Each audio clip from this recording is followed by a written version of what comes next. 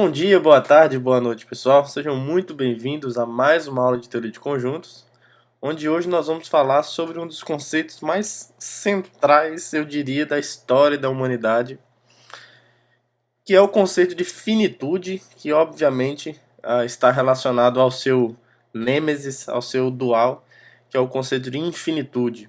O problema do infinito ou do finito é entender o que é esse conceito filosoficamente. Eu diria que é um problema em aberto até hoje. Muitos filósofos se debruçam sobre esse tema da finitude barra infinitude. Entender esse conceito é um grande trabalho, é um problema muito grave e ao mesmo tempo fascinante dentro da filosofia. E dentro da matemática a gente tem um tratamento, pelo menos dentro da teoria que a gente está apresentando agora, a gente tem um tratamento padrão para o que significa para o significado daquilo que nós entendemos ser finito ou infinito. E aí, hoje, claro, nós vamos dar atenção à noção do que é o finito, e para isso, eu recomendo que vocês assistam o vídeo que eu gravei, eu até já citei ele aqui, sobre um vídeo que eu intitulei O que é número, tá lá na playlist de Matemática Moleque, onde a noção de contagem, para nós, é uma noção que nos ajuda a ter uma compreensão ou a ter um entendimento daquilo que nós vamos daquilo que nós vamos compreender sendo finito. Se a gente olhar para a etimologia, né, para a palavra em si, finito tem a ver com aquilo que tem fim, certo? E aí a gente tem que se perguntar, tá, mas o que tem fim? O que é essa coisa que eu estou tentando compreender como finito que tem fim? A gente pode pensar, por exemplo, geometricamente, a gente pode pensar de maneira numérica. Se você pensar num objeto geométrico, algo que tem uma forma, e você pensar nele como algo finito, seria uma forma, então, que a palavra finito estaria muito ligado ao que nós entendemos como limitado, né, como algo que não se estende infinitamente. Por exemplo, o nosso universo, até hoje a gente não sabe se é infinito ou não, mas a gente pode pensar no planeta Terra. O planeta Terra ele é finito naquela compreensão intuitiva que nós temos do que significa um espaço ser finito, né? Ele não é um planeta, ele está posicionado no universo e ele tem um fim, digamos assim, né? Ele tem as suas bordas muito bem delimitadas. Só de falar que é delimitado, isso já impede que ele se expanda infinitamente, usando aqui a noção intuitiva do que nós temos sobre a infinitude do ponto de vista geométrico. Só que no nosso caso aqui, a gente não vai pensar geometricamente, a gente vai pensar de maneira aritmética.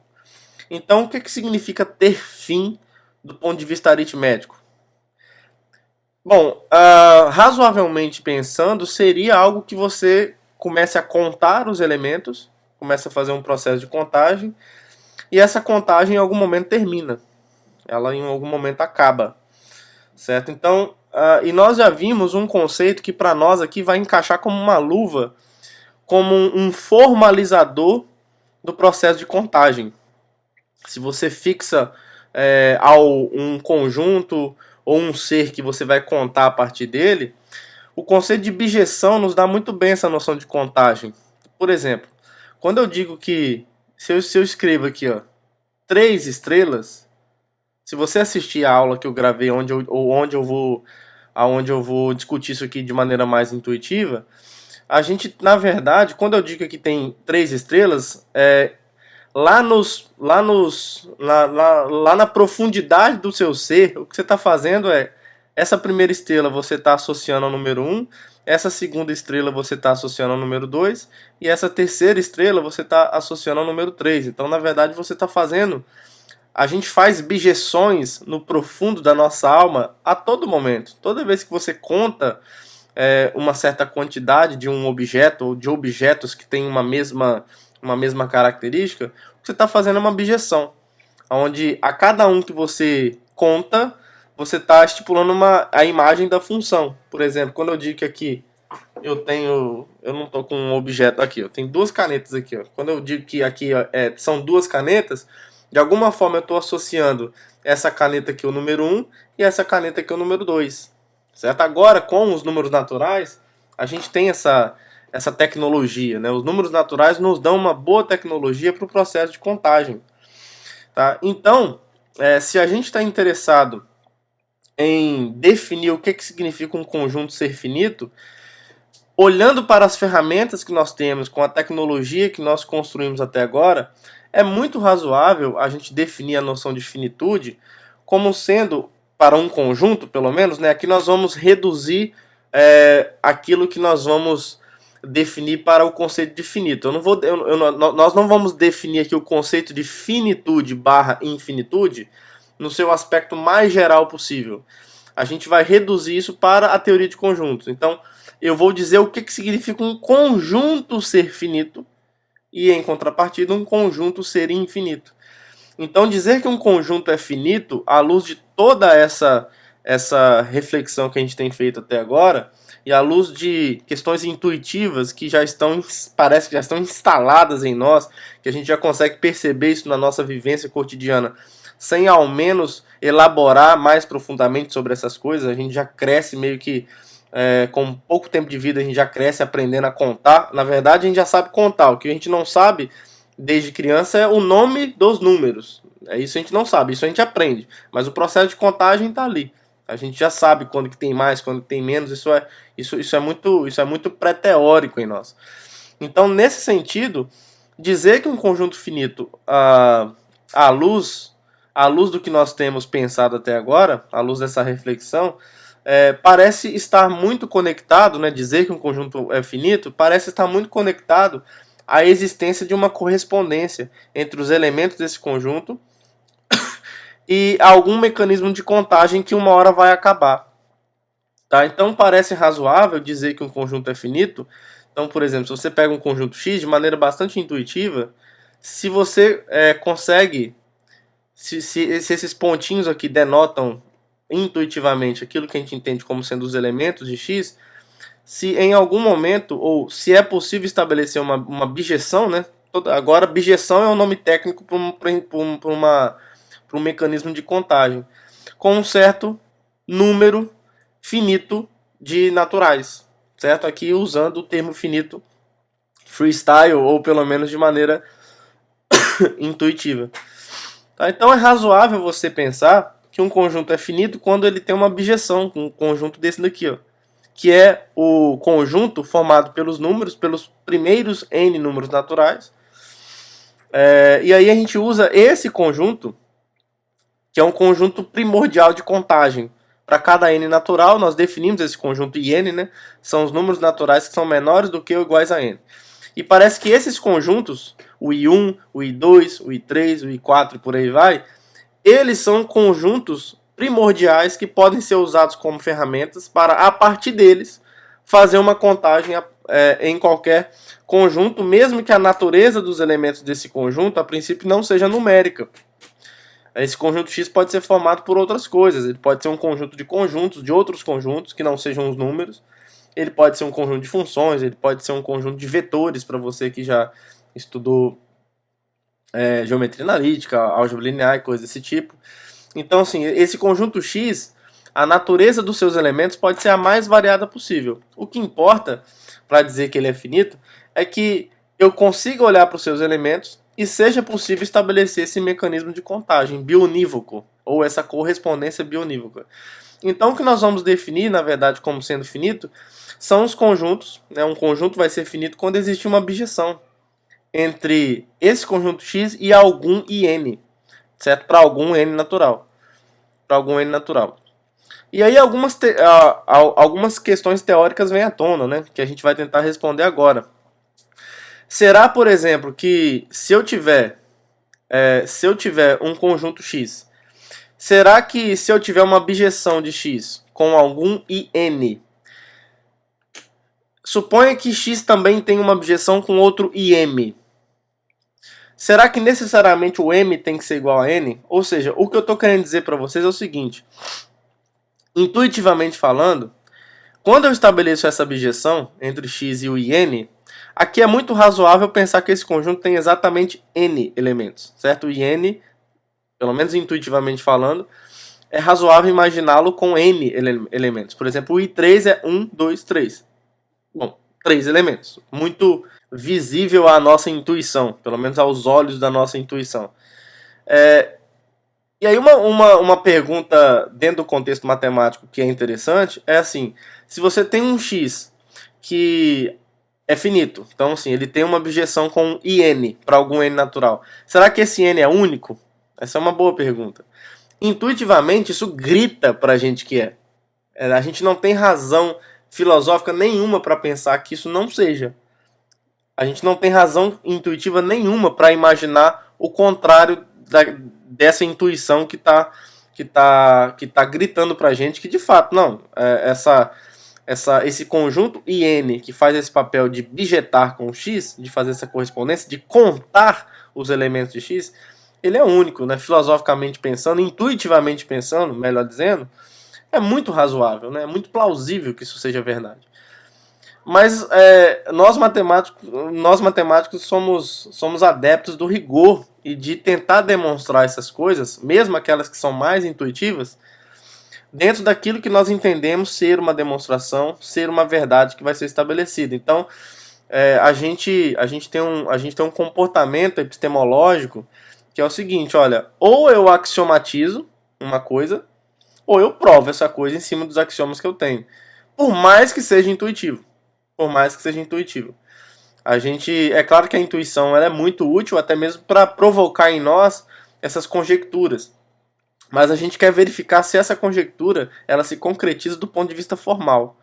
Se ela se concretiza do ponto de vista daquilo que nós temos feito até agora. Tá? Então, por exemplo, a gente quer provar, isso matematicamente falando agora, a gente gostaria de provar que a quantidade de elementos num conjunto finito está bem definida. Ou seja, não tem como um mesmo conjunto finito ter 2 e 4 elementos. Ou ter M e N elementos com M diferente de N. A gente quer mostrar que se eu tiver duas bijeções assim, ó, do IM para o X e do IN para o X, necessariamente o M vai ter que ser igual a N. É isso que a gente quer provar. Tá? Então, por isso que a gente vai começar essa aula de hoje com os resultados que nós vamos elencar a partir de agora. Não é do nada. Tá? Observe que eu nem escrevi a definição ainda de finitude. Eu estou aqui discutindo com vocês aquilo que nós vamos definir, aquilo que é a definição, pelo menos até o que a gente fez até agora, mais razoável do que significa um conjunto ser finito, mas eu ainda não escrevi isso bonitinho na tela, porque a gente quer lidar com esse problema primeiro. Nós temos no nosso horizonte essa possibilidade de definição para um conjunto ser finito, mas a gente já quer lidar com esse problema antes da definição, para quando eu definir um conjunto finito, eu já poder falar que esse n aqui vai ser o número de elementos de x, ou vai ser a quantidade de elementos que eu tenho no conjunto x. Só que para dizer isso a gente precisa verificar que isso está bem definido e que não depende nem desse n e nem da bijeção que você escolhe, ou que existe, né? Você pode ter duas bijeções, eventualmente poderiam ter dois números aqui fazendo esse papel, mas a gente quer mostrar que na verdade eles sempre vão ser iguais. Então por isso que a gente vai começar a construir alguns resultados para nos ajudar a provar que se eu tiver dois números m e n e duas bijeções desse tipo, então necessariamente o m vai ter que ser igual a n, e aí o número de elementos de um conjunto finito estará bem definido. Um primeiro resultado que vai nos ajudar nessa direção é o seguinte, olha, se você tem dois conjuntos x e y e uma bijeção entre eles, a gente vai mostrar que se você fixa um elemento arbitrário aqui no domínio dessa bijeção e um elemento b arbitrário no contradomínio, é sempre possível você mexer um pouquinho nessa bijeção de modo que a imagem do A seja o B. Certo? É isso que a gente vai fazer. Tá? Então é sempre possível encontrar se dois conjuntos x e y podem ser bijetados entre si, ou seja, se existe uma correspondência bionívoca entre eles, se eu fixo um elemento no domínio e no contradomínio, pode ser que essa função não leve o A em B. Você pode não ter isso.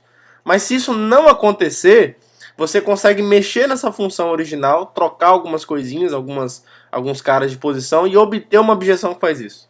Tá? Então vamos lá, vamos provar esse resultado.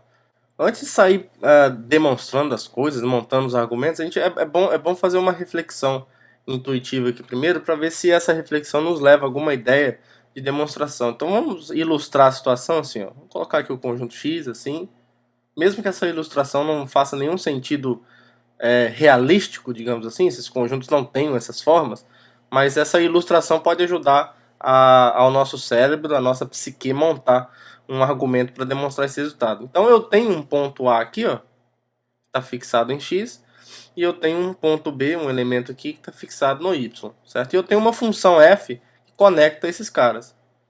Na verdade aqui é uma objeção, certo? Olha só, se o f de A for igual a B, né, isso aqui já nos dá a objeção que a gente está querendo. Então eu vou, pelo menos na ilustração, para a demonstração a gente não vai precisar dividir em casos, mas na ilustração a gente vai partir do princípio que o f de A não é B, só para a ilustração ganhar um significado. Quando eu pego o A aqui, eu quero encontrar uma objeção entre x e y que leve o A no B, né? Uma G que faz G de A ser igual a B. Quando eu olho para o A aqui, eu tenho o seu correspondente f de A aqui, certo? F de A. Tudo bem? E para esse B aqui, a função é sobrejetiva. A função é sobrejetiva, não é? A função f é sobrejetiva. Na verdade é uma objeção. Então para esse B, ó, deixa eu só colocar, esse A está conectado aqui no f de A dessa forma. E esse B que está desse lado, ele tem o seu correspondente aqui, ó. Ele tem um cara que eu vou chamar aqui de A', que é o único elemento de X cuja imagem vai exatamente no B. Certo? Então o f de A, o A é elevado no f de A, e esse A' é tal que o f de A' é igual ao B, certo? O que eu quero, na verdade, é que o A vá em B, certo? E aí, para manter a objeção, eu gostaria que esse A' fosse no f de A e o restante não modificasse. Então, assim, eu tenho os outros elementos aqui, que eu vou denotar os outros elementos de X. Os outros elementos de X, que não é nem A e nem A', eu vou denotar eles genericamente por esse xzinho aqui, como se ele estivesse variando nesse conjunto, só que eles não, esse x não assume nem o valor de A e nem do A'. Esse xzinho, ele tem uma imagem que ele é diferente do B, porque eu estou tomando ele diferente do A', então as imagens, a função é injetiva, então ele está aqui, diferente do B, né, porque o x não é o A', aqui na ilustração, e como o x também é diferente do A, nessa ilustração ele também não é o f de A. Então isso aqui pode nos dar uma ideia de como definir essa função. Porque nesse conjunto x aqui, ó, no xão, se você pega um elemento arbitrário, você tem três opções para ele. Ou ele é o A, ou ele é esse A', e aqui eles podem até ser iguais, a gente não está proibindo eles de serem iguais aqui. Se eles são iguais aqui, eles são iguais aqui na imagem, né? Então a gente já teria resolvido nosso problema. Mas dado um elemento qualquer no x maiúsculo aqui, ou ele é o A, ou ele é o A', ou ele não é nenhum dos dois. Ele seria esse xzinho representado genericamente aqui. Tá, então isso aqui nos dá uma ideia de mais ou menos como definir essa função g. Ó. Eu posso, por exemplo, definir essa função g assim. Nos caras que não são nem A e nem A', eu defino como o próprio f de x mesmo, sem modificar muita coisa. Tá? Então isso aqui, por exemplo, para todo x, no x menos esse conjunto, A e A'. Certo? Aí, para essa função estar definida, né, ela tem que estar definida em todo o x. Então eu tenho que definir no A e no A' o que acontece. Eu posso definir, por exemplo, eu não quero que o g de A seja igual a B, então eu posso definir isso. Eu defino que o g de A é igual a B, ela vai ser uma ligeira alteração da função f original. Então eu defino que o A vai no B, então aqui eu vou trocar esses caras de posição. Nessa nova função, o A vai em B, e esse A' vai no f de A. Então eu defino também que o g de A, o cara relacionado ao A' aqui no y, vai ser o f de A. E aí agora a gente pode mostrar que essa função aqui é uma objeção também. E vai ser, a gente vai conseguir provar. Tá? Então essa é a ideia ilustrativa ou intuitiva da demonstração que a gente vai fazer agora. Tá? Então, pegando emprestado essa reflexão, agora a gente formaliza esse argumento intuitivo que a gente construiu aqui. A ideia é que isso se mantenha uma objeção, porque fora desses dois caras, a função aqui continua sendo uma objeção, continua sendo uma correspondência bionívoca. E aqui eu tenho esses dois elementos que estão correspondendo um ao outro de maneira bionívoca também. Então a ideia é que a ideia dessa G é você incorporar essas duas subfunções, digamos assim. Fora desses dois elementos, está aqui, e dentro desses elementos a gente também tem uma objeção entre esses dois elementos de cada lado. Então essa seria a ideia intuitiva. Tá, então vamos lá. Então, tendo isso em mente, agora a gente escreve o argumento bonitinho, formalizado. Ó. Como esse B está em Y e F é sobrejetiva, então existe uma linha pertencente a X, tal que a função f aplicada no A' é exatamente o B. Tudo bem?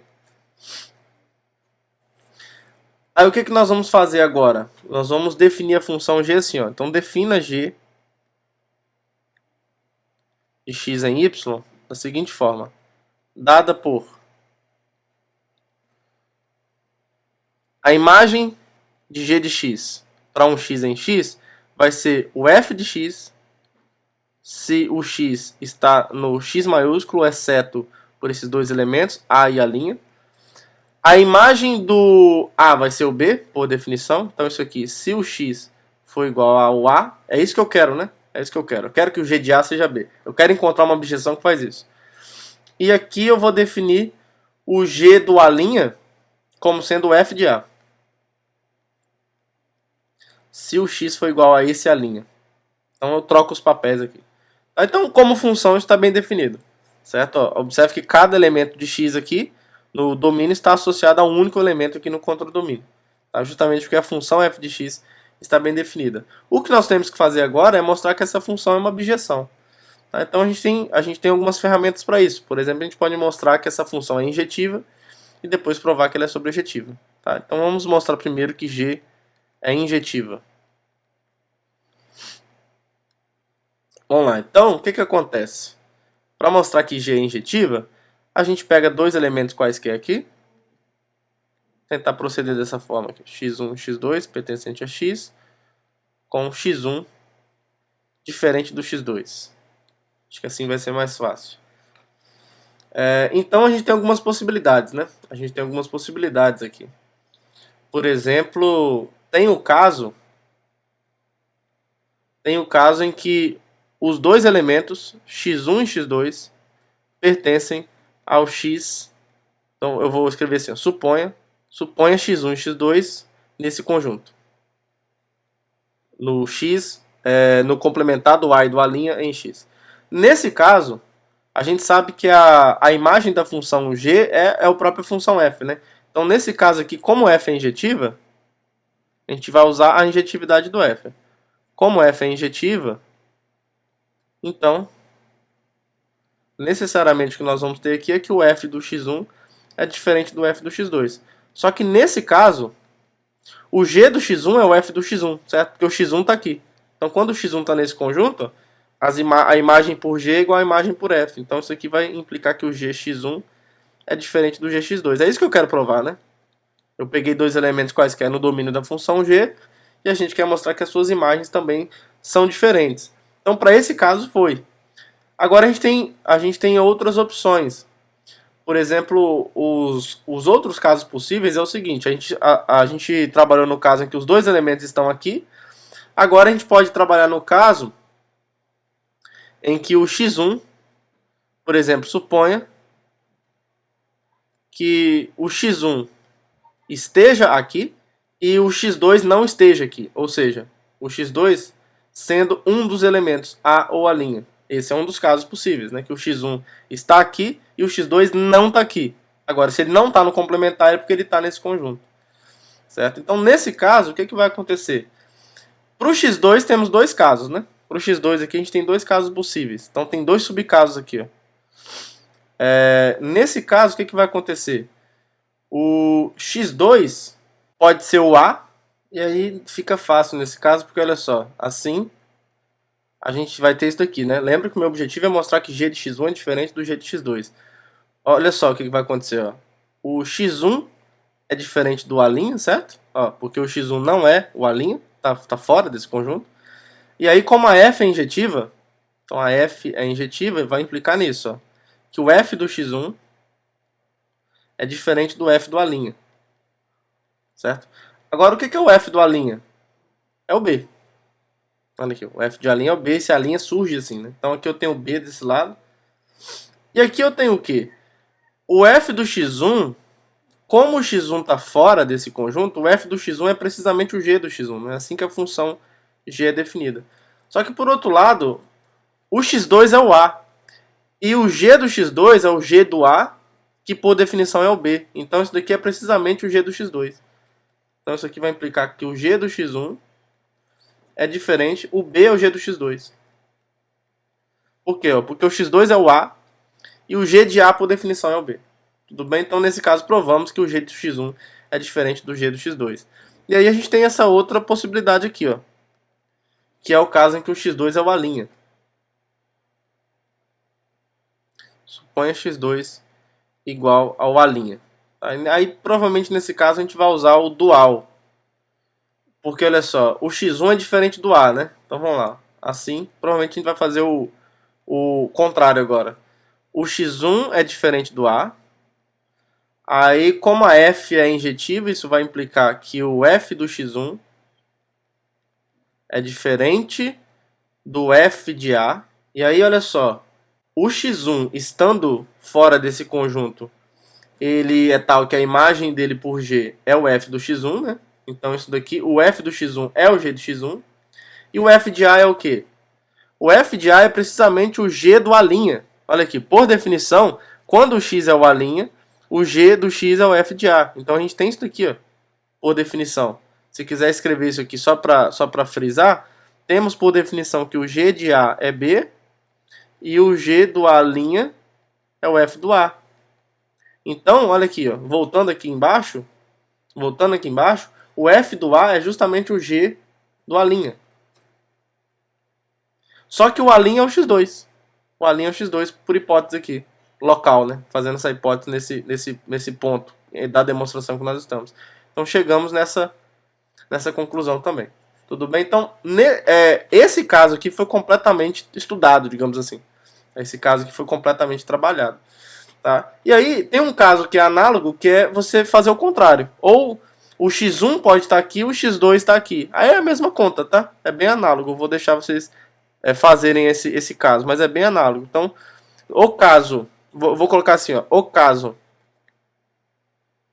em que o x2 está aqui e o x1 está aqui é absolutamente análogo. É só você trocar os papéis. Tá? É análogo. Façam, tá? É só você replicar tudo que eu fiz no caso anterior, trocando o 1 e o 2 de posição. É a mesma coisa. Tudo bem? E aí o outro caso que falta é quando os dois elementos estão nesse conjunto aqui, ó, a linha. Então o caso que falta é esse daqui, ó. Suponha x1 e x2 pertencentes ao A e a linha, certo? E aí você tem dois casos aqui, pessoal, mas assim, você tem duas possibilidades, ó. Você tem essa possibilidade, vamos lá, vamos fazer, vamos deixar de preguiça. Então aqui você tem duas possibilidades. Então você tem a possibilidade que o x1 é o A e o x2 é o A', certo? Você tem essa possibilidade. E aí você tem a outra possibilidade. Vamos ver o que acontece nessa. Olha só, o x1 e o x2 são diferentes, né? Então a função f é injetiva, por exemplo. Então, olha só, nesse caso, o f do x1 é diferente do f do x2, mas quem que é o f do x1?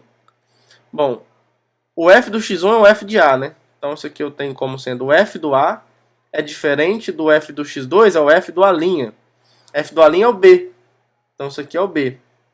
Agora, o f de A é o g do A'. Lembra? Nós vimos lá atrás. Isso aqui é o g do A'. E isso daqui, o B, é o g do A. Por definição. Agora olha só o que aconteceu. Inverteu, né? O A' é o x2. Então a gente teve o g do x2 diferente do g do x1. Mas é a mesma coisa, né? Dizer que o g do x2 é diferente do g do x1 é dizer que o g do x1 é diferente do g do x2. Certo? Então, show de bola.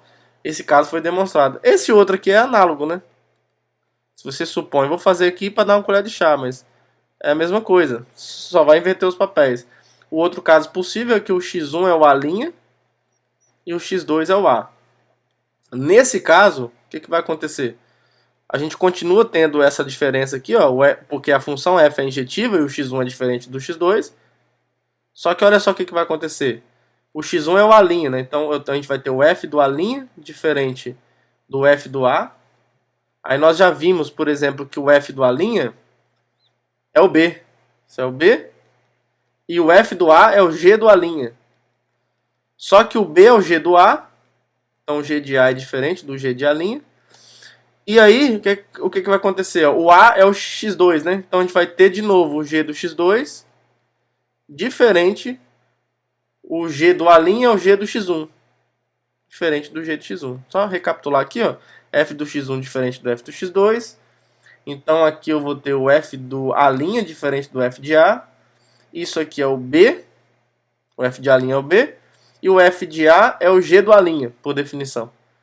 Aí aqui eu vou ter o g do A diferente do g do A'. E aí o A é o x2. Isso. O A é o x2 e o A' é o x1. Então de novo a gente tem um g x2 diferente do x1. O que nos dá então que o g de x1 é diferente do g de x2. Então assim, tem uma coisa técnica aqui que tem que ser verificada, como a gente fez, mas era bastante esperado que essa função se mantivesse, né, melhor dizendo, injetiva. Tá? Então provamos que a função g é injetiva porque a gente analisou todos os casos possíveis. Agora vamos para a sobrejetividade da g. Nesse caso a gente temos então que pegar um y pertencente a y qualquer e mostrar que em qualquer caso o y é a imagem de alguém. Tudo bem? Então assim, a gente sabe que a f é sobrejetiva, né? Então a gente sabe, por exemplo, que como f é sobrejetiva, assim como a injetividade da f implicou na injetividade da g, a sobrejetividade da f vai implicar na sobrejetividade de g também. Então, como f é sobrejetiva, então existe um x pertencente ao x, tal que esse y é f de x. Só que eu quero escrever y como g de alguma coisa, né? Aí a gente vai analisar os três casos possíveis. Eu acho que a sobrejetividade é mais fácil. O primeiro caso a ser analisado, olha só, se esse x está aqui, fora do A e do A', então a gente já sabe que o f de x é o g de x, né? Então o y, que é f de x, é igual a g de x, e portanto isso implica que o y está na imagem da função g, que é o que eu quero. Então, caso encerrado. E agora sobra dois casos. O x pode ser o A e o x pode ser o A'. Se o x for o A, então esse y é o f de A, que por definição é o g do A'. Lembra que na definição da função g, o A' é elevado no f de A. Só que isso daqui pertence à imagem da função, né? G, porque o A' está em x. Então acabou. E por último, também bem tranquilo, a sobrejetividade é menos burocrática. Se o x é igual ao A', então, nesse caso, o y é o f do A', que por definição é o b. Né? Por definição não, esse A' foi obtido dessa forma. E aí sim, por definição, o b é justamente o g do A. E isso está na imagem da função g. Tudo bem? Então acabou. Então isso dá conta de provar que a função g é sobrejetiva. Então a gente pode concluir, já que nós já provamos a injetividade, podemos concluir então que essa função g é uma objeção. Tá bom? Então fechamos a demonstração desse lema, que é o mais técnico para a gente estabelecer os resultados de hoje. E aí, antes de ir para o teorema principal, que é o que vai nos permitir falar do tamanho de um conjunto depois, e definir precisamente um conjunto finito, é só uma observação técnica aqui que a gente precisa, pessoal, que eu não fiz antes porque era tanta coisa que eu não queria confundir vocês com mais um detalhe que naquele momento era uma digressão sem sentido. Sem sentido não, mas um pouco desnecessário do ponto de vista didático. Mas na aula de hoje a gente vai precisar lidar com isso, que é o seguinte. Se você tiver um conjunto e x, e por algum motivo você tiver uma função f de x no vazio, isso tem que implicar que o x é igual a vazio também, tá, gente? Porque olha só, isso é bem fácil, tá? Porque se o x, você faz por absurdo rapidinho, se o x for diferente do vazio, então existe um x0 pertencente ao x, certo? Agora, como f é uma função, lembra que ela tem uma relação, né? Então, se você escrever f assim, ó, escreva f como sendo o par, olhando para a sua natureza fundamental. F é uma coisa desse tipo, onde R é uma relação de x em vazio e mais. Como f é uma função, essa relação tem a seguinte propriedade. Para todo x em x, existe um y no vazio, olha só, aí já começa a ter problema, né? Existe um y no vazio, tá que o xy está nessa relação R. Então, como o x0 está em x, isso vai implicar a existência de um y, que é justamente o f do x0, né? É assim que nasce o f da coisa. Existe um y0 pertencente ao vazio, tal que... Aí dane-se, né, o que acontece. Vai acontecer do x0 e y0 pertencer a essa relação. Mas o problema é que essa afirmação aqui sozinha já é uma contradição. Então uma implicação imediata disso é que o y0 pertence ao vazio, em particular, né? Se existe um y0 no vazio satisfazendo alguma coisa, dane-se o que isso satisfaz. Aqui já mora um problema. Isso daqui já é uma contradição em termos. Conjunto vazio não tem ninguém. Então essa contradição vem de você supor que o x é diferente de vazio. Tá bom? Então a conclusão aqui é que o x é vazio. Não tem para onde correr. Tá? Não tem para onde correr. Tudo bem? Então essa observação é uma observação técnica que vai ser importante para a gente analisar alguns casos que nós vamos precisar na aula de hoje. E aí a gente chega nesse teorema, que é fundamental para a gente, para o processo de contagem, que é o seguinte, olha. Ele diz o seguinte, se você tem um subconjunto do IN, lembra que o conjunto IN é o conjunto 1, 2, 3 até o N, ou todos os números naturais menores do que ou iguais a N. Se você tiver um subconjunto do IN e uma bijeção entre o IN e esse subconjunto, então necessariamente esses dois caras vão ter que ser iguais. Tá? Porque a ideia aqui é a seguinte, se você tem um subconjunto do IN, de 1, 2 até o N,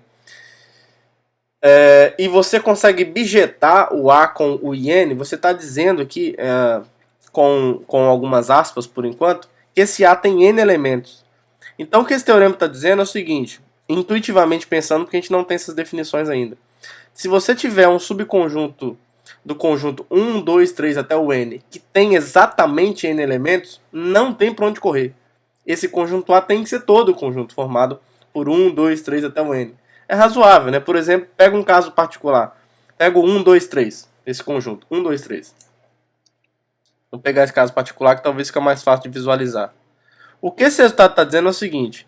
Se você tiver um subconjunto do 1, 2, 3 que tem 3 elementos, então não tem como. A única chance disso é que esse A é o conjunto 1, 2, 3.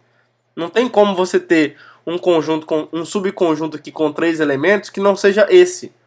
Porque os subconjuntos daqui vão ser o 1, 2, o 1, 3, o 2, 3, depois o 1, 2, 3 e o vazio. Nenhum deles tem 3 elementos.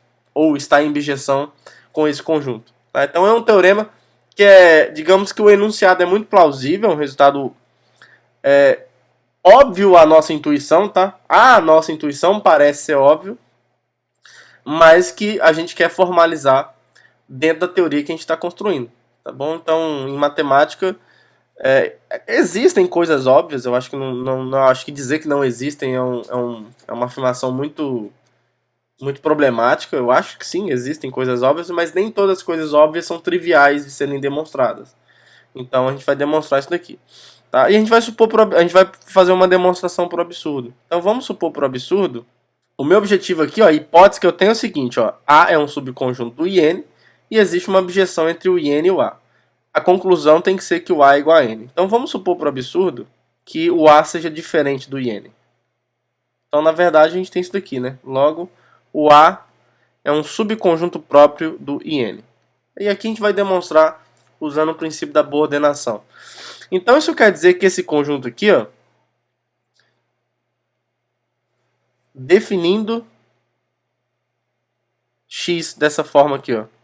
Eu vou chamar dos números naturais R, para os quais existe um B subconjunto próprio do IR e uma bijeção, que eu vou dar um outro nome aqui, sei lá, uma bijeção H do IR em B. Ou seja, eu estou olhando para os números naturais, tais que o IR admite um subconjunto próprio B e uma bijeção entre esse subconjunto e o próprio IR. Tá? Esse conjunto, então, definindo o x dessa forma, por hipótese, né, já que eu estou supondo por absurdo que o a é diferente do IN, então o a está contido propriamente no IN e existe essa bijeção por hipótese. Então, pela hipótese do teorema e pela hipótese de absurdo, o n está em x, né? Em particular, a gente pode concluir que o x é diferente do vazio. Agora, x é um subconjunto dos naturais, certo? Ele é formado por números naturais. Então, a gente pode aplicar o princípio da boa ordenação. Então, como o x está contido nos naturais, nós já provamos na última aula o princípio da boa ordenação. Então, só para a gente ganhar tempo aqui, o princípio da boa ordenação, existe, sei lá, um m natural tal que o m é o menor elemento. O m é o menor elemento de x. Tá? Por razões técnicas aqui, mais para frente serão justificadas, vai ser importante para a gente mostrar que esse m não é o 1, tá? O m é maior do que 1 nesse caso. Então é uma coisa que a gente vai escrever, a gente vai estabelecer logo, porque a gente vai usar daqui a pouco. Tá? Então o m é maior que 1. E aí, bom, nós já vimos que todos os números naturais são maiores ou iguais a 1, né? Eu já sei que o m é maior do que igual a 1. Se eu quero mostrar que o m é maior que 1 nesse caso, a gente só precisa mostrar que ele não é o 1. Tá? Então vamos supor por absurdo que ele seja um absurdo aqui local. Suponho por absurdo que o m seja igual a 1. Então, o m está em x, né?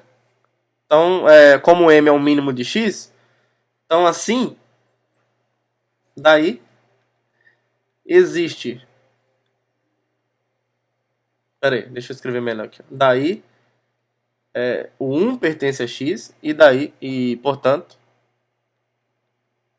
existe, vamos colocar aqui um C contido propriamente no I1, né? Já que eu estou falando do 1 pertencer a x significa isso, certo?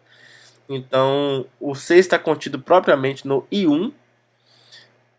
E existe também uma objeção, que eu vou chamar aqui, sei lá, de H-til, pode ser H-til, que sai do I1 e vai no C. Agora olha só, o I1 tem um elemento só, gente. O I1 só tem um elemento. Então isso daqui, ó, é só o conjunto que contém o número 1, não tem mais ninguém. O único subconjunto próprio disso daqui é o vazio, não tem para onde correr.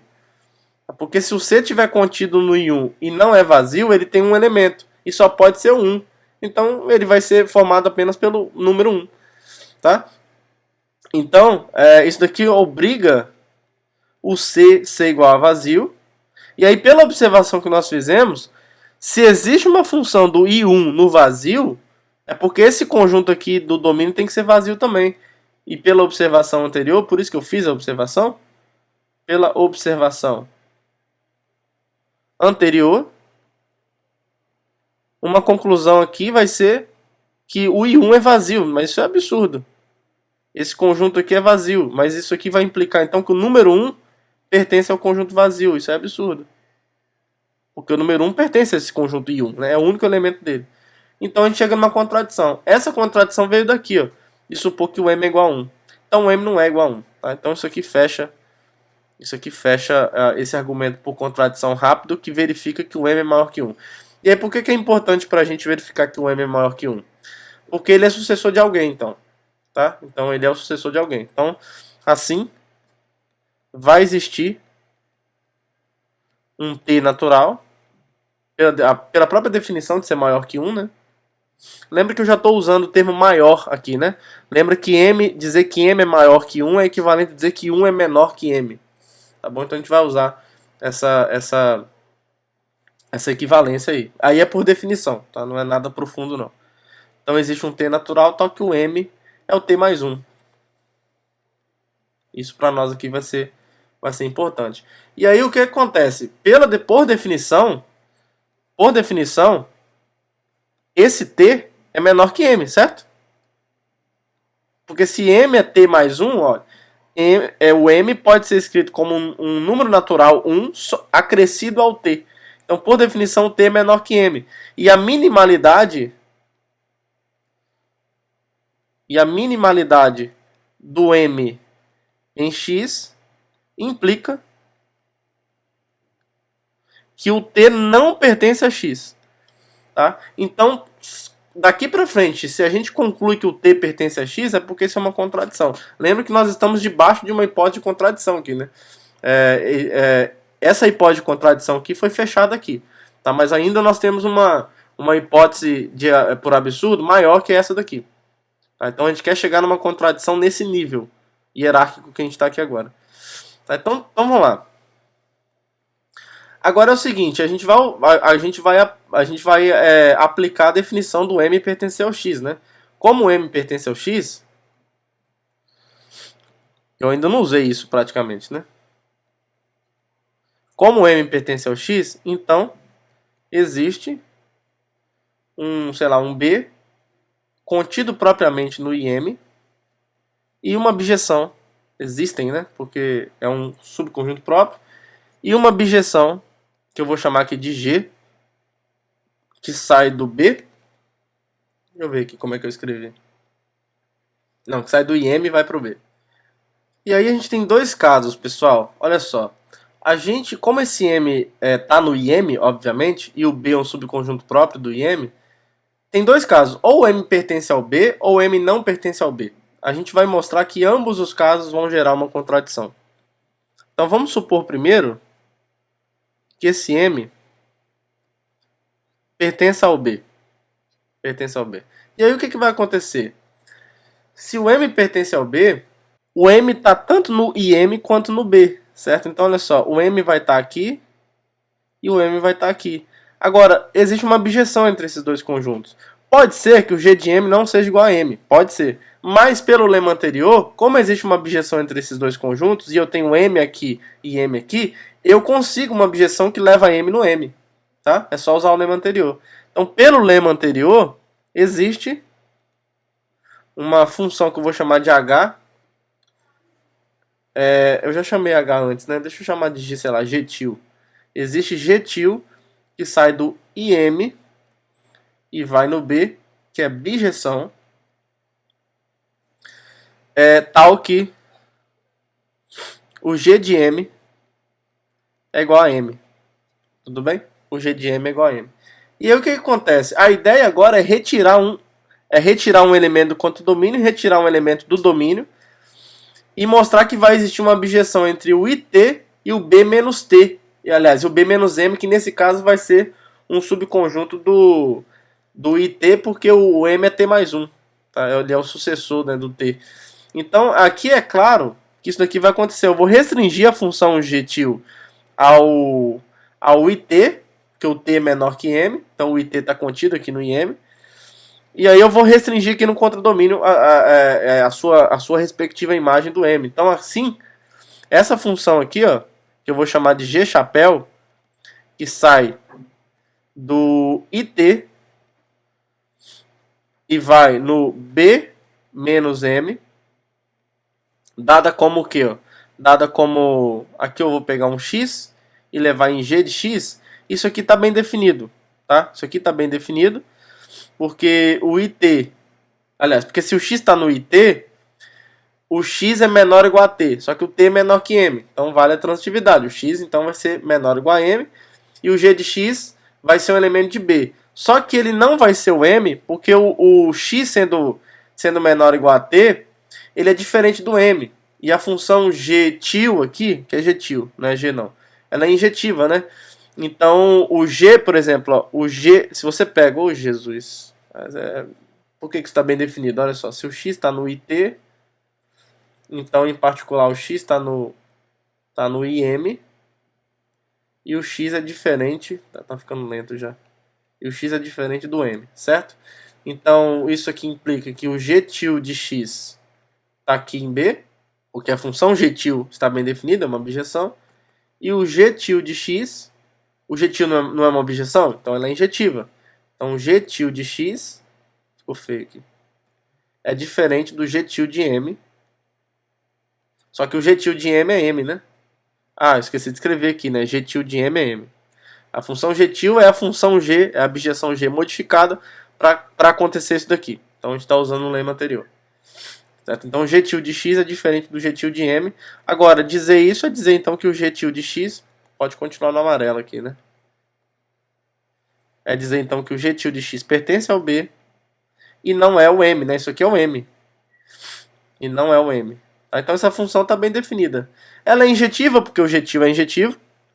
Aí ela é sobrejetiva porque você tirou do contradomínio aqui só um termo que você tirou um cara do contradomínio aqui e tirou o seu correspondente aqui no domínio. Tá? Então a sobrejetividade foi mantida. Se você pega um y em B menos m, ele está em B, então ele é a imagem de g tilde de x, e esse x não pode ser um m, porque se fosse, o cara original que você tomou seria um m e não é. Tá? Então vou deixar vocês provarem que isso daqui é uma objeção como exercício. Tá? Então isso aqui é uma objeção, é bem fácil. A ideia é que você tirou. Segue como um exercício mais geral, que eu vou enunciar aqui para vocês. Então tá aqui o exercício enunciado. Se você tiver uma objeção, f de x em y, x e y são quaisquer conjuntos aqui, tá? Se você fixa um elemento em x e um y0 aqui no y, a imagem desse elemento, se você tira esse elemento de x aqui no domínio e tira o elemento do contradomínio, isso se mantém uma objeção. Tá? É isso que a gente está fazendo aqui. Eu tirei o m daqui, lembra que o m é t mais 1. Então tirar o m é tirar o t mais 1. Então você tirou o t mais 1 daqui, vira só o it mesmo. E aí eu tirei a imagem correspondente dele, que é o m, ó, pelo jetil. Tá? Então isso aqui continua uma objeção. Tá? Só que isso aqui é um problema. Porque isso daqui acontece. Ó. É uma objeção onde, com b menos m contido propriamente no it. Por que isso é verdade? Ó? Se você pega alguém que está em B que não é o M, ó, só rapidinho aqui, por que essa inclusão aqui é válida? Se você pega um Y em B menos M, isso implica que o Y é menor ou igual a M, só que é porque o B está contido no IM, certo? Ó, o B está contido propriamente no IM, então ele está contido no IM. Se o Y está em B, ele está no IM, logo ele é menor ou igual a M, só que ele é diferente.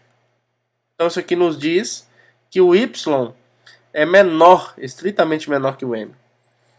E isso daqui então nos diz, nós já provamos isso, né, que se o Y é menor que M, a soma dele com 1 é menor ou igual, continua sendo menor ou igual a M, só que o M é T mais 1, lembra? O M é T mais 1. E aí vale a lei do cancelamento, para desigualdade, nós já vimos isso, e isso implica então que o Y é menor ou igual a T. Agora isso daqui implica que o Y pertence ao IT. Então vale a inclusão. Vale a inclusão, certo? Só que não vale a igualdade, porque se isso daqui acontecer, né, então assim, isso dá conta da inclusão. Agora, por que é diferente? Se você tiver isso, ó, se, por exemplo, você faz uma prova por absurdo aqui, ó, se o B menos M é igual a IT, então o que vai acontecer? Esse B aqui, se você unir com M em ambos os lados, né, então, olha só, eu provo para vocês que o B é igual ao IM. O IM, com certeza, é isso daqui, ó. É o IT unido com o M. Certo? Por quê? Porque o IM, o M é T mais 1. Então, o IT mais 1 é o IT unido com o número T mais 1. Tranquilo. Isso daqui agora vai ser o B menos M unido com esse conjunto M. E isso daqui agora é igual ao B. Porque se você pega os elementos que não estão em M com o M, isso dá o B todo. Tá bom? Então isso aqui acontece. Ó. É um exercício que vocês podem provar também. Se você tiver X contido em Y, conjuntos quaisquer, o Y, obviamente, é isso daqui. Ó. É o complementar do X em Y unido com X, claro. Certo? Essa inclusão aqui é óbvia, porque o x está contido em y, e o y menos x obviamente está contido em y, porque todo elemento do y menos x em particular está em y. E a outra inclusão é o seguinte: se você pega um elemento em y, tem duas chances para ele. Ou ele está em x ou ele não está. Princípio do terceiro excluído. Então, por conta disso, esse elemento arbitrário que você tomou, esse elemento arbitrário que você tomou aqui, se tiver em x, ok, está aqui em x. Se não tiver em x, está no complementar. Então ele está na união de qualquer forma. Então é basicamente essa decomposição que a gente está usando. Tá? Então é sempre possível. E aqui isso é possível porque o M pertence ao B. Né? Então o subconjunto que contém só o M está contido em B. E aí você vai chegar nessa contradição, que o IM é igual a B, quando você assume isso daqui. Tá? Isso daqui vai ser um absurdo. Porque esse B foi obtido de modo que ele está contido propriamente no IM. Tá bom? Então a gente vai ter isso daqui. A gente vai ter uma objeção do IT com o subconjunto próprio dele. Agora, por definição do conjunto X, isso vai implicar que o T pertence a X. E isso é um problema. Porque, olha só, da forma como o T foi obtido, como ele é menor que M, a minimalidade do M garante que o T não pertence a X. Então isso aqui é um absurdo. Isso aqui é um absurdo. Tá? Então esse caso foi resolvido.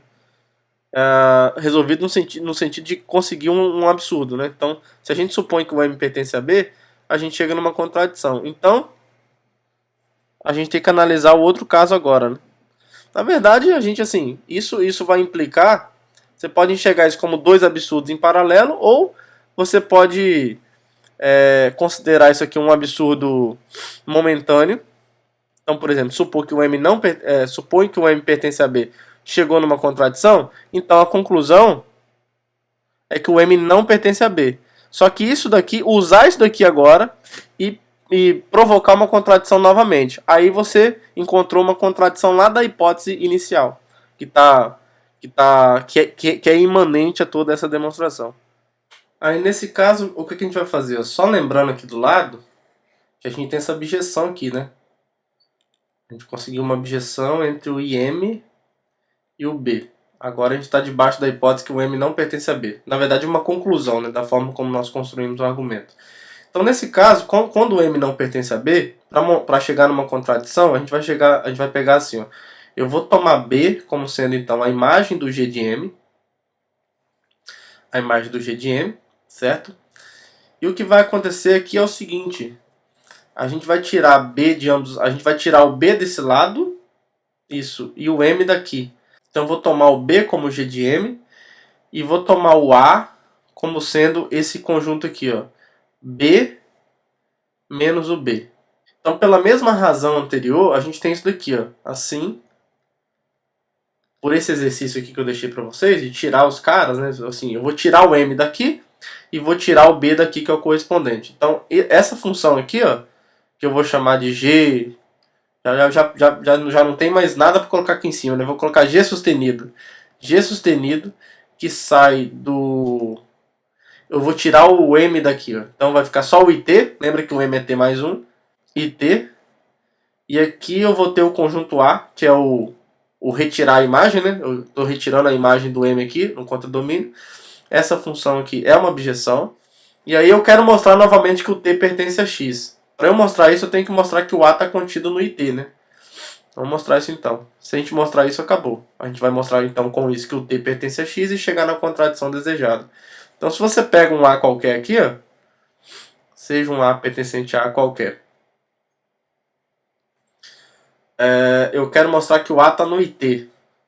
Bom, esse A, ele é a imagem de alguém. Opa, aqui é G de X, tá, gente? Tá embolando tudo aqui, né? G de X, tá bom? Estou pegando a função G aqui, que é uma objeção, lembra? Antes de começar a aula, eu tomei um remédio antialérgico, pessoal. Então, desculpem aí se a mente está um pouco devagar. Então, lembra que isso daqui é uma objeção. E o que a gente fez foi tirar o M do domínio e tiramos o seu correspondente no contradomínio. Isso se mantém uma objeção, pelo que nós já discutimos. Eu deixei o exercício para vocês verificarem isso também, mas é bem tranquilo. E aí, a gente quer mostrar que o A está contido no IT. Esse elemento no A, ele é alguém que está em B e é diferente do B, né? Do B minúsculo. Aí o A é o B menos B, né? Então, em particular, daí o A pertence ao B, certo? Isso está contido no IM. Então isso implica que o A pertence ao IM. Ou seja, que o A é menor ou igual a M. Agora, se o A fosse igual ao M, como o A está em B, então o M pertenceria ao B, né? Isso é um absurdo, pelo que nós achamos. Então, isso daqui não pode acontecer. Se o A é igual a M, o M pertence ao B, porque o A está em B. E a gente concluiu que o M não está em B. Né? Então, isso implica que o A é diferente do B. Assim, que o A é diferente do M.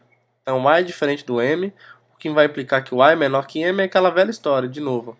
O A mais 1, então, vai ser menor ou igual a M, já provamos isso. O M é o T mais 1, e isso daqui, então, vai implicar que o A é menor ou igual a T. Então, isso aqui está nos dizendo que o A pertence ao IT. Pessoal, aqui a gente já pode mostrar, na verdade, que o B está contido no IT. Tá? É a mesma demonstração. Se você pega um A em B qualquer, aí segue a mesma coisa. O A vai estar contido, pertence ao IM, porque o B está contido no IM. Então, o A pertence ao IM, então o A é menor ou igual a M. Mesma coisa, se o A for igual a M, a gente chega no absurdo. Então, o A é diferente do M, logo é menor. Logo, o A mais 1 tem que ser menor ou igual a M, e o M é T mais 1, então o A vai ser menor ou igual a T. Então, A pertence ao IT. Assim, a gente vai ter isso, ó. O A está contido no B, com certeza, porque o A é o complementar do B menos o B. Isso está contido em B, e o B nós acabamos de mostrar que está contido no IT. Então, o A está contido no IT, que é uma coisa que a gente precisava. E mais, ó, por que essa inclusão é estrita? Além disso, o B pertence ao IT. Por que o B pertence ao IT? Porque o B pertence a B e o B está contido no IT, certo? Nós já provamos isso. Esse Bzinho, lembra que o Bzinho aqui, ó, ele é a imagem do G de M, ele é a imagem do M, né? Então, como ele é a imagem por essa função, ele está no B. Ele está no B. Então, o B está em B, logo está no IT. Então, o B pertence a IT, mas claramente o B não pertence ao A, né? Isso, o B não pertence ao A. O A é o complementar do B, do Bzinho no Bzão, certo? Então, se o B pertencesse ao A, ele seria diferente dele mesmo. Então, o B não pertence ao A. O que implica, então, que essa inclusão aqui, ó, é estrita. Porque a gente mostrou que vale essa inclusão, né? O A está contido no IT, mas a gente apresentou um elemento que está no IT, mas que não está em A. Então, essa inclusão é estrita e existe uma objeção entre um subconjunto próprio, então, do A com o IT. Então, isso implica que, por definição, o T pertence ao X. O conjunto X que nós obtivemos lá, definimos lá em cima, e isso é uma contradição. Tá? Então, essa contradição toda veio daqui, ó. Veio de supor que o A é diferente do IN. Então, não é. Então, a conclusão, se a gente começar o argumento aqui e terminar aqui, ó, a conclusão é que o A tem que ser igual ao IN. Tudo bem? Então, de fato, se você tiver uma objeção de um subconjunto do IN com ele mesmo, com o próprio IN, então esse conjunto tem que ser o próprio IN. Não tem como ele ter uma objeção com uma parte própria dele. E aí, como um corolário, vem um dos resultados que a gente gostaria. A gente já sabe, por exemplo, que isso daqui acontece, ó. Temos que o M é menor ou igual a N, ou o N é menor ou igual a M, certo? Mas antes disso, só para escrever bonitinho aqui, a gente tem uma, por hipótese, a gente tem uma objeção aqui, né? Então, por hipótese, existe uma objeção F do IM para o IN. Tudo bem? Só fixar essa objeção aqui. Aí a gente tem que a gente quer provar que o M é menor, quer provar que o M é igual a N. A gente já sabe por um dos princípios de tricotomia que o M é menor ou igual a N, ou o contrário, né? Na verdade é uma relação antissimétrica, né? Nós temos a ordem nos naturais. A gente vai ver que em qualquer caso o M vai ter que ser igual a N, tá bom? Porque olha só, se for este o caso, se o M for menor ou igual a N, então é claro que isso daqui acontece, né? O IM está contido no IN, certo? O IM vai estar contido no IN. Porque todo número, se você pega um número que é menor ou igual a M, por transitividade ele vai ter que ser menor ou igual a N também. Tudo bem? Olha só, e como isso daqui vai ser uma objeção, ó, eu vou olhar para a função inversa aqui. Ó. O f a menos 1, que sai do in até o im, a gente já sabe que se uma função é uma objeção, a sua inversa também é. E como isso daqui é uma objeção, então você tem uma objeção aqui entre o im e o in, onde o im está contido no in. Olha só o que o teorema anterior diz. Se você tem uma objeção de um A subconjunto do in com o próprio in, então eles têm que ser iguais. Então olha só o que vai acontecer. Então isso daqui acontece. Esses dois conjuntos precisam ser iguais. Esse conjunto im precisa ser igual ao in. Agora, isso daqui acontece. O n, então, vai pertencer ao im. Porque o n está no in. Então isso daqui acontece. Agora, deixa eu escrever bonitinho aqui. M. Agora, se o n está no im, a gente tem a outra desigualdade. Ó. N menor ou igual a m. Então a gente tem isso aqui por hipótese local e concluímos que essa desigualdade implica nessa outra. Então os caras são iguais, pelo princípio da antissimetria. Logo, m é igual a n. O outro caso é análogo. Ó. Se você supõe que a outra hipótese agora é que o n é menor ou igual a m, né? É outra possibilidade. Então, nesse caso, o in está contido no im. E agora a gente olha para a função f original. Como f é uma objeção, f do im no in é uma objeção. Então, pelo teorema anterior, concluímos. Olha só, você tem um subconjunto, né, in do im, e uma objeção entre eles. Então, esses dois caras têm que ser iguais. Concluímos, então, que o in tem que ser igual ao im. Aí agora você conclui, então, como o m está no im, então o m está no in. Então, isso aqui vai acontecer. E aí, por definição, o m vai ser menor ou igual a n. E você tem agora as duas desigualdades. Você tem isso e você tem isso. A sua conclusão, então, é que o m tem que ser igual ao n. Tá? Então, isso fecha a demonstração. Porque nos dois casos possíveis, a conclusão é a mesma. É que os dois caras são iguais. Tudo bem? E aí, agora, finalmente, a gente prova o resultado que nós discutimos no início da aula. Né? Se a gente tem, então, duas bijeções, né, para um mesmo conjunto x. Se eu tenho dois números naturais, tais que existem bijeções desse tipo, do im para o x e do in para o x, então necessariamente o m vai ter que ser igual a n. E aí a ideia é usar o resultado anterior e a composição de funções. Tá bom? Você tem aqui, por exemplo, o im, você tem aqui o x, aí você tem aqui o in, e você tem aqui o x também. Você tem por hipótese uma objeção aqui, o f, e uma objeção... Opa, esse x aqui, meu Deus. O antialérgico está me arrebentando hoje. Aqui não precisa colocar outro x, né? É o mesmo. Em termos de diagrama, é só colocar o mesmo assim. Então aqui você tem a função g, e a gente pode olhar para essa função aqui, ó, que é exatamente compor a g a menos 1 com f. E sai do im com in. Tá? Então, como f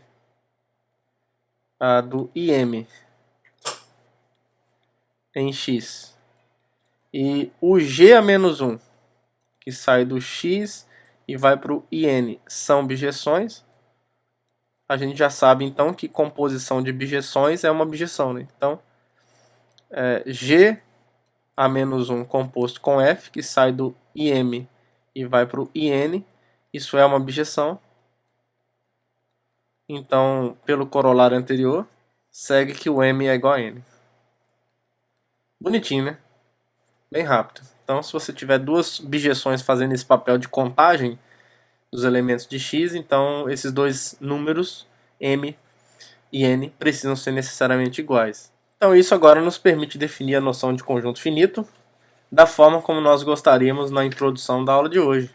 Então, nós vamos dizer que um conjunto é finito se o x for vazio, tá? Então, o vazio, por definição, é um conjunto finito.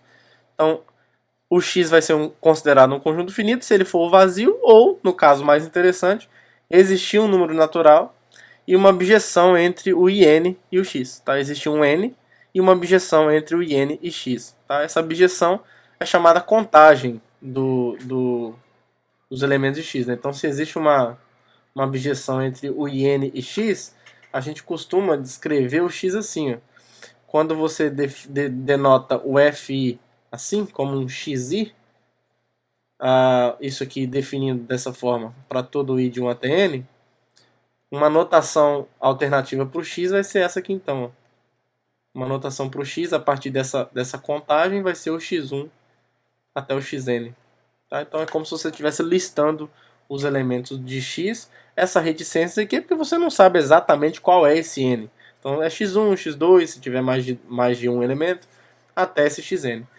Tá? Então é muito comum a gente apresentar os elementos de um conjunto finito dessa forma, tá? Por meio de uma contagem de uma bijeção que nos dá, que apresenta os elementos de X. E aí a gente vai dizer, quando existir esse número natural n e uma bijeção entre o n e x, a gente vai dizer que esse conjunto finito x possui n elementos.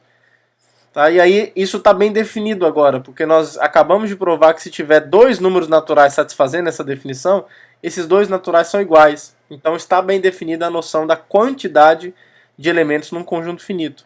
Tá? E aí uma notação clássica para quantidade de elementos é esse joguinho da velha aqui. Tá? Então isso aqui vai ser a quantidade, ou mais à frente a gente vai chamar isso aqui também de cardinalidade do conjunto X, que é a quantidade de elementos dele. Então quando esse n é um número natural que faz com que exista uma bijeção como essa, a gente diz então que a quantidade de elementos de x é igual a n, e a notação clássica para isso é essa que vocês estão vendo na tela aqui. Tá? E aí a gente vai dizer que um conjunto é infinito quando ele não é finito, ou seja, quando ele for diferente de vazio e também não existir nenhum natural satisfazendo essa propriedade. Tá? O x, um conjunto infinito, então não está em bijeção com nenhum conjunto da forma 1, 2 até o n, para nenhum número natural. Tá? Então, como consequências imediatas da definição, o vazio é um conjunto finito, só mesmo para ressaltar. E a gente vai dizer então que o vazio possui 0 elementos. Tá bom? A gente ainda não trabalhou com essa noção de zero ainda, mas essa ausência de elementos vai fazer com que a gente diga que o vazio possui 0 elementos. Ele não tem elemento nenhum, então a quantidade que expressa isso é o número 0. Que mais à frente a gente vai trabalhar quando falarmos de números inteiros e coisas desse tipo. Tudo bem? E também, para todo n natural, é claro que o conjunto IN é finito, porque é só você olhar para a função identidade. Ó. Por que o IN é finito? Porque ele está em bijeção com ele mesmo. É só você olhar para a função identidade. Isso aqui é uma bijeção do IN com um conjunto da forma IN, para algum n natural. Então, essa função aqui é uma bijeção e, portanto, nos diz que o conjunto IN é finito e, claro, que a quantidade de elementos dele é exatamente n elementos. Ó. O n que aparece aqui, para o qual o IN está em bijeção com I, essa coisa, é justamente o número n. Então, por definição, a quantidade de elementos desse conjunto é n. Claro, né? Ele é o conjunto que a gente usa para medir os outros finitos. Então, é claro que ele vai ter n elementos também, isso é bem razoável. Tá bom, pessoal? Então, isso encerra essa primeira parte da aula, das aulas que nós vamos falar sobre os conjuntos finitos. Para não ficar tão grande, eu vou encerrar essa primeira aula aqui. Na próxima aula a gente vai continuar falando de mais alguns fatos a respeito da teoria de conjuntos finitos. E espero que vocês tenham gostado. Que todos tenham um bom dia, uma boa tarde, boa noite. Um abraço para todo mundo e até a próxima aula. Tchau, tchau.